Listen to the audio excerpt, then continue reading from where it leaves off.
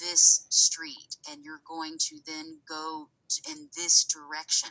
Now, if they're in a different part of town, you might have to say, okay, you actually have to do a U-turn. Like, it's really up to where you're at in the application. So, for instance, from my geo page, what is my next step? I need to go to my API page. Well, if I want to go forward, I have to require it. So var API equals require API. And where do I want to go on the API page? I want to go through my API variable that I just made, and I want to go to the get data function. So that's what I do. Oh, oops.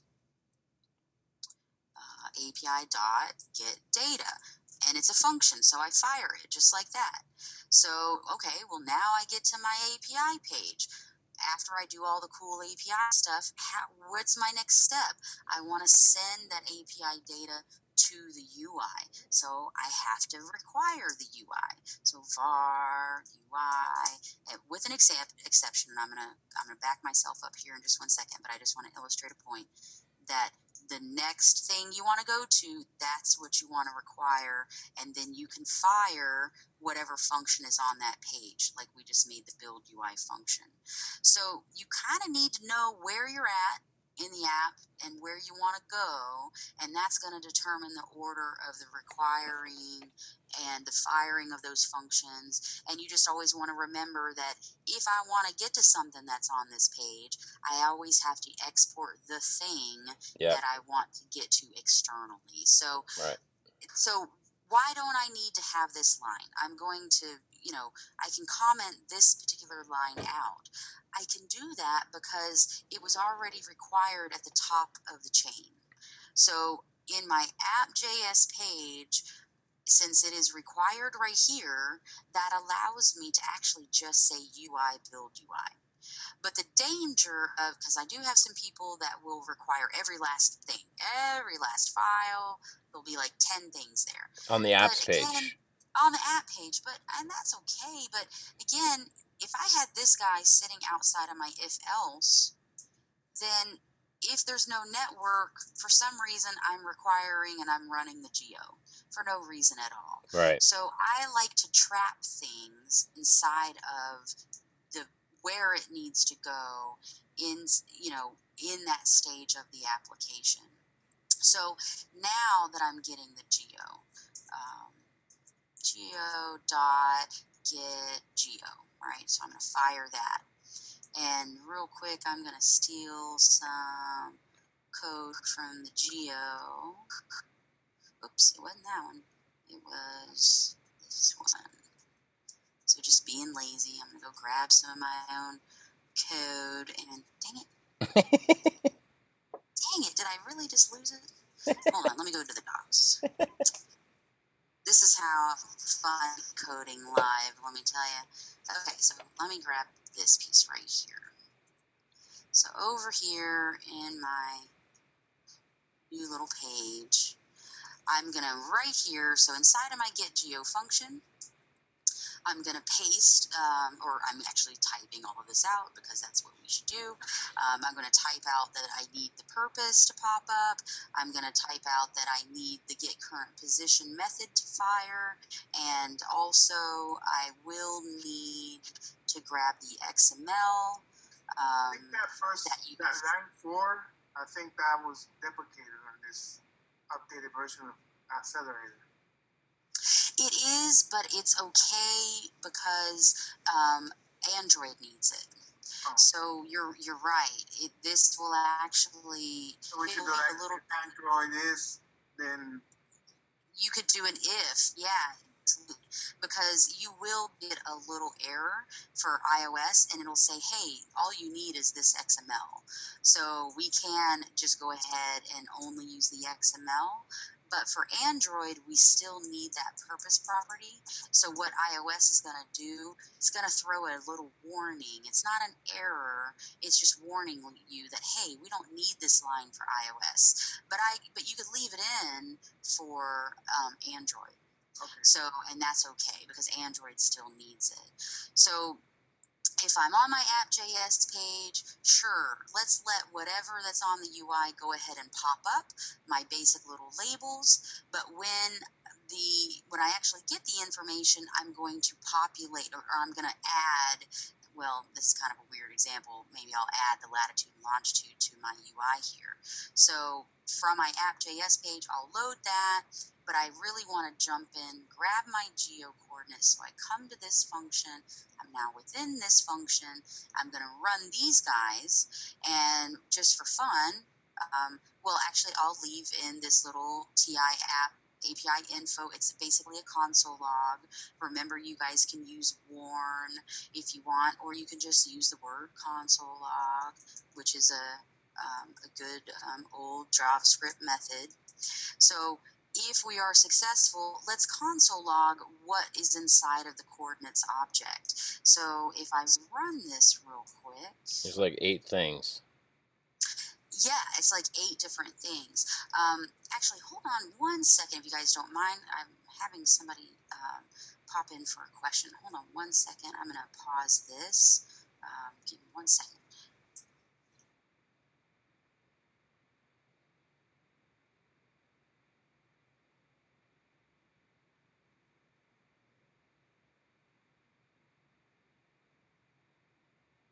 Jose? Yes. Is this where you put your API and concatenated the coordinates latitude and longitude? Was it on the geo page or the API page? No, I put it on my data page, and I kind of call from the data page. I'm calling the geo page. So her API is your data page? Yeah. Okay. I think I'm going to redo my whole thing again because I get the information. I just can't get this one. I'm stuck trying to get the information from the data to the main window. Yeah, me too. And that's just, if I don't get it, I mean, if I cannot move that data there, what's the use? I'm not going to be able to populate anything. That's my problem, is that I go out and I get all this information and I console log it out, and it's everything. And I'm like, I don't want that. I just want, 7 things, right? And so I start doing dot notation, and I showed the professor my code, and I'm like, my dot notation is not working. Okay, here we go. Sorry about that. Let me turn everything back on. I appreciate that. So once we get inside of this method, we can actually run it, and we should see in the console log the latitude and longitude and things like that. Well, what I want to do is I want to pass the coordinates, to the get data function. So this shouldn't go right here anymore. This, if at this point I need to be hitting my API function, then I need to refactor this, and I need to move this here. So if there's an error, show me that there's an error. Otherwise, I want you to require API, and I want to fire this function. And guess what? I want to pass my latitude and longitude. So I could really even type it out. Equals latitude, comma, equals longitude,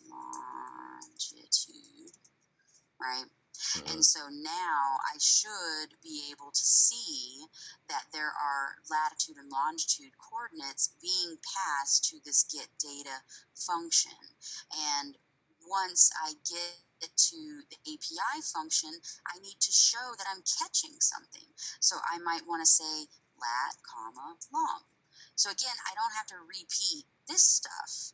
And this is where, Jose, you on yours, you were setting up, and what I was suggesting today is you could have the var lat here, set it to equals latitude, and export that, and then you could do the var long, and then you could export the longitude, and we should be able to drill down and grab those things because they were exported. But just so you know, this is just a different way to do that.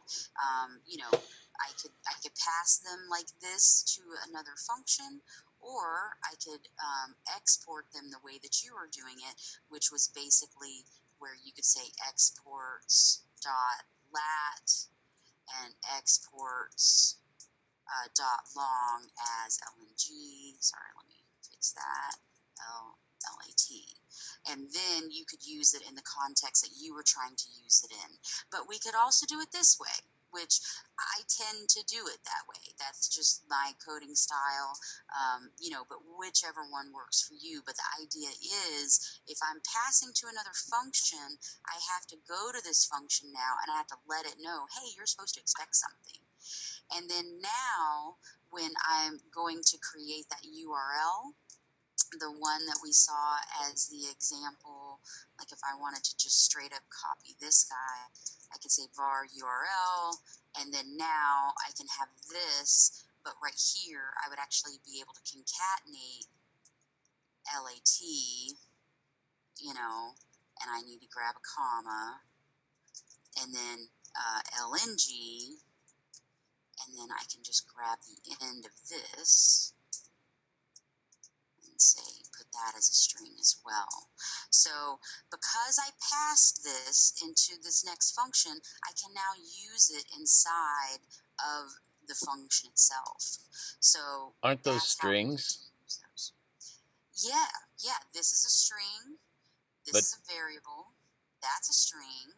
Yep. That's a variable. So now the URL itself, it will be this entire URL, but it will dynamically have these coordinates added. And now we would be able to grab the information from the API, and you can catch that object and then pass it to the UI or later on the database if that's what you wanted to use. So in this example here, since I have all of my little pages set up, what I'm going to do is I'm just simply going to spit this information out. So here, let's see. This is the new Reddit. I think I ran the wrong one. So let me run this one real quick. So I plan on showing you guys the Reddit one just because it was a little bit different, but that's okay. I can show you the Reddit API next week when we do the other cloud information. But I just want to at least show us the hard jumping through all of these pages that I hooked up in the beginning. So I didn't even code anything. I just hooked my pages up first. right. And then now I can go back and I can insert all the code. So for me, that tends to work a little bit better. That's where I'm hung up, is I've connected all my pages and it's time to fetch the information, and your dot notation of videos I can't make work because I'm like, okay, this is what I want, dot notation, drill it down, and it's like, it fails. I sent you a copy of the code, so I don't want to take up your time I'm here. the opposite. It's like I can see all my information in the console log, but I cannot put together the pages. Oh, and I do think, Jose, that yours is going to be more of making sure that you have those exports in the right spot so that we can drill down and grab those things. I'm But thinking again, because this last 20 minutes, this class is like a Bible of information for me. Good. So it's helpful? Is that what you're saying? Yeah. See, I'm not that great with vanilla JavaScript. I was always using jQuery. Oh, I gotcha. Mm-hmm. It was kind of jQuery is a great tool, but yeah, I hear you. And hey, jQuery has its place. Mm-hmm. Exactly. Well, good. Well, if that works for you, then certainly let's use that. And why are you not liking my tab string? Oh, it does that where it will throw these errors and then we have to wait and then okay, yay, here we go. So see, look here, name and address, and that's so funky because I'm using Geo now, but see there's a dot, that's this stuff right here loading Right. because outside of this function, I have these procedure statements. Right. And this is not going to fire until it gets to that part in the chain, until we go through here and we grab this, and then we go here, and then we build the UI. So now anything inside of here is going to update. So maybe I'll change this to latitude and then longitude, make it a little more applicable.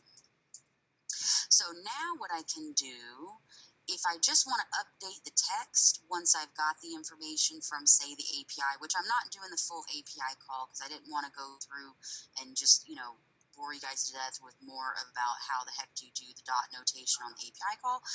So what I'm going to do is I'm actually just going to, again, I'm going to pass the same information. So I'm using it here in this function, and let's pretend that that's what I want to appear on the page. So I'm just going to pass it again, lat and long. And hey, just for fun, I'll pass this URL variable just so that we can see something pop up in the UI. And here I'll go ahead and I'll create a third label real quick, and we will set that as the URL. So just for a blip of a second, we'll see the dot, dot, dot, and as soon as the functions run through everything, we'll actually see it change. So how do I do that? Remember, with using dot notation, because these are variables that are objects, and inside of this object for this particular label, I have a text property, I have a top property. So maybe when I go to build the UI, I say label one dot text. I'm going to update that to not only say latitude dot dot dot, it's now going to actually have the latitude coordinates. So Is that how it works? that is how it works. Oh, Do you man. have this video uploaded sometime? I am. I'm recording it. Good. I need it now. Yeah, no problem. So latitude, so I'll just copy and paste this because this is kind of neat. Sometimes sometimes the users like to see this information. So right here, I'm going to take away the dots, and I'm going to concatenate a latitude variable. So I passed it over here, lat long URL.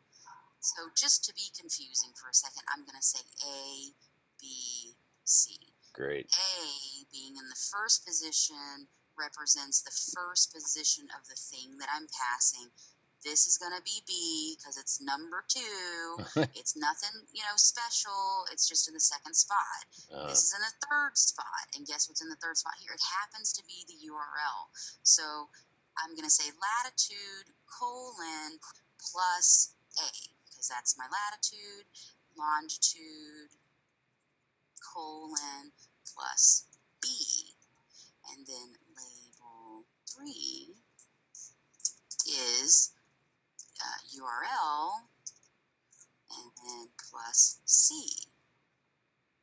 So now when this runs and it updates, I should see all of that appear really quick. So I'm going to say allow, and let's see, I didn't do anything yet because I need to rerun it, but I did at least get my little console log so that you guys could see that.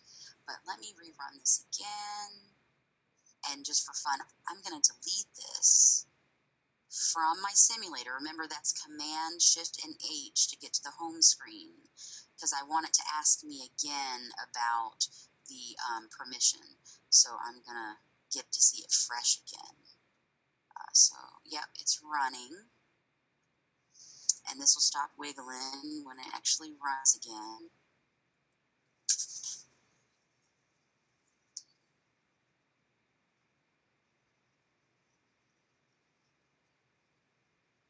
And now for a split second, we'll see this placeholder stuff. And then when I hit allow, it's going to pull in those coordinates. So there we go. We say allow, and it goes bink. Nice.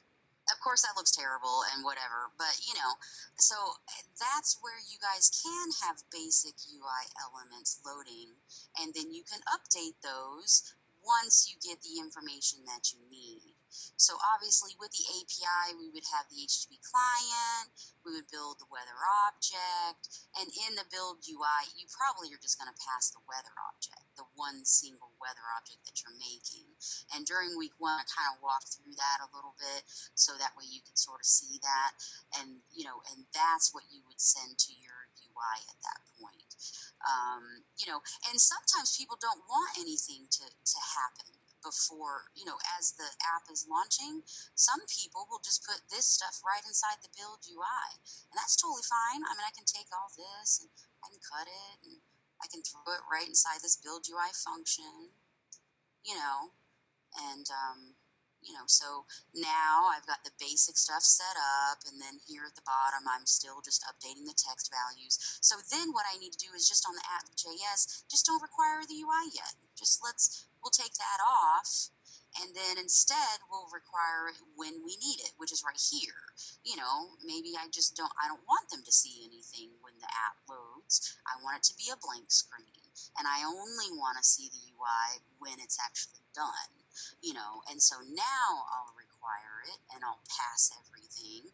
And so you just won't get that little added blip of information that you see and then it populates. You'll actually just, see everything all at once. So that's where I'm trying to tell you guys in the very, very beginning, not to get back on the flowchart soapbox and stuff, but we need to know that as developers. When the app launches, I want a basic UI to load. Or, hey, that seems weird. I don't even want that. Let me delete that because I don't even want to see the UI until I've gotten the geo, and then I get the data, and I'm passing the data to the UI. And then I want the UI to load. So if you guys will write your little story first, it kind of helps you plan when you're exporting and when you're requiring and that kind of thing. If you just kind of jump into the code, I don't know, you kind of get lost. I mean, you're kind of building the sandwich from the inside out instead of like from the beginning to the end sort of thing. Right. So it's not to be a stickler on planning, although it kind of is. But it does give you a chance to be a lot more, organized when you're coding. Well, it also helps, me, when I see something on the iPad, I'm like, okay, I'm doing something. And then, it's not the way I want it to look. I make it bigger, whatnot. Whoops. Oh, no. Is that me? Actually, hold on one second.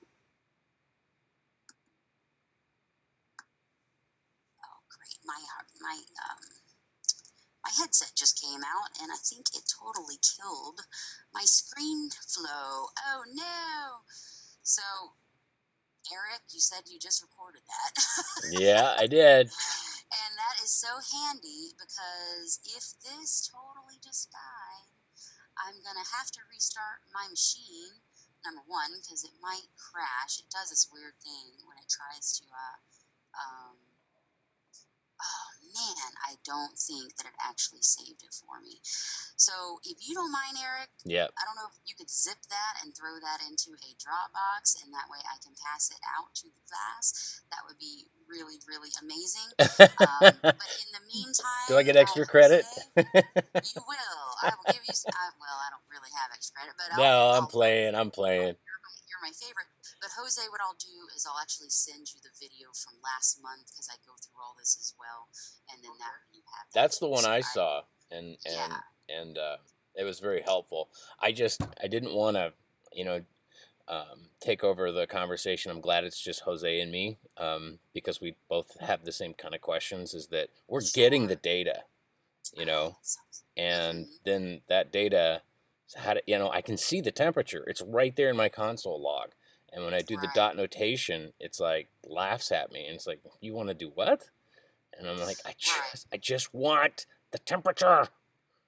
Right, exactly. Well, and that's where too I might need to get after this session tonight, which again, yeah, it looks like it hates me, and yep, that's the one from last week. Oh no! So thank goodness, Eric, you thought to record this. If you could send that to me, that'd be amazing. In the meantime, I will definitely send out the week 2 from last month, Jose, so you have that. But I I think could take a is that the one that we just watched? Because no, that's the week 1, but I do have that here. Let me just even give it to you right now. So, Eric, what we could maybe do is with the tweaks and the information that you got tonight, why don't you get as far as you can and then send me a new link because it might just be the way that you're trying to drill down into the data. It might just be that we need to, you might have one extra step in there that you need to add. So it could be that you're really right on top of it. But I remember when you sent me the code, you didn't have a whole lot going on the app.js page. So maybe based on tonight's session, Oh, if I'll you have it update your code, tonight. yeah, Tonight I'm gonna hook up all my pages and do everything that I've seen, recorded here, okay. and then I think I'm still gonna have the question of like, okay, how do I make it go to my iPad and show the temperature with the icon and the weather and Right. I've Well, got see, 24 hours to do that. right. Well, once you get the Geo working, and then you are inside of that HTTP client where you had the this dot response text, That was you're huge. basic, yeah, you're basically going to let me see if I have this API because now that I've kind of screwed up the little presentation here. This is the way that yours will end up looking. You'll have the Create HTTP client. You'll have the URL set up down here, which I also noticed you have to use uppercase GET. Once it fires, you want to save the response text in a variable. This Yes, dot response text. And what you want to do is you want to parse it into JavaScript object notation to make it a because string.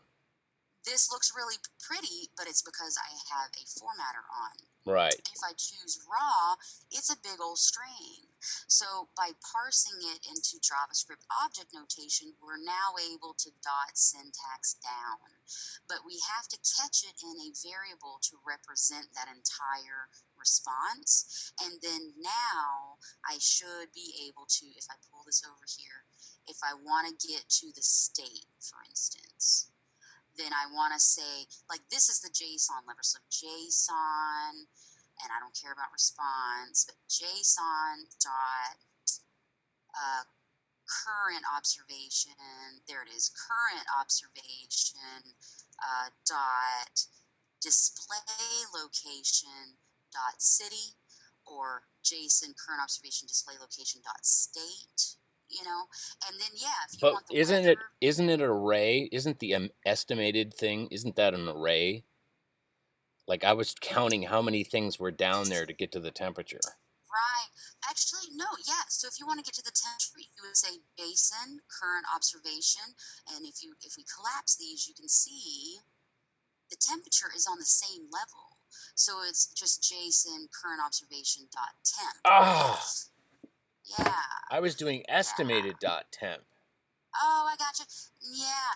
So sometimes if you collapse those things, it's a little more helpful. Oh my Yeah. gosh, hours Yeah. lost. Oh man, I'm so sorry. So do me a favor. You guys give it a shot and shoot me an email. And if for some reason you guys end up going past, the midnight deadline and it's a little bit past tomorrow night, I'm cool with that because honestly, I'll start grading like Sunday afternoon. So it is fine. I'd rather you guys enjoy the code and actually get it working. So I'm cool with that. But just shoot me an email. Just be like, hey, my video is compressing, it's gonna be an hour, or something. That's cool. Right. And then that way, if you have any questions, I can field them then, because it's a little bit easier if I can see you guys getting into it, and then I can go back and sort of make those tiny corrections for you. And you also offered, if I fail the first time, if I make the changes Yeah. the second time, Mhm. you could up the grade from an F Yes. to a C or something. Yes, and I don't think you'll fail, but like you're right, and I do mean that for everybody in the class. Like Right. if you if you'll at least turn something in, I can score as much as possible. And then that one little place you're having trouble, I can give you some feedback. And then the next day, or, in that next week, with your new submission even, I could go back and update that part of your score, because I realize it doesn't always click immediately, and I don't mind but you have to at least turn something in, because if you're not, then I don't know what's going on, No, So I'm all just about turning something in. whatever you've got, even make me a little video and tell me what's wrong. Points are points. Yeah, definitely. But before my computer crashes, I just want to go ahead and wrap this up at least, and let you guys know that I definitely look forward to seeing what you guys turn in tomorrow. Even if it is, having a little bit of problems, I'll certainly be able to, work with you and make everything come through okay. Thank you. All right. Yeah, definitely. It was really great hanging with you guys. I'm so sorry it has taken so much time, but I appreciate you hanging out, and I hope it was helpful. And there goes my computer; it might crash, but so just let me know where you're at, and we can kind of all go from there. Okay. I'll send And you the video either tonight or tomorrow. Eric. Man, you are a godsend. I really appreciate that. Thank you so much. And Jose, in the meantime, check out that week 2 video, and you can kind of scrub to the code, and that might help you as well. Okay. Okay. Okay. Cool.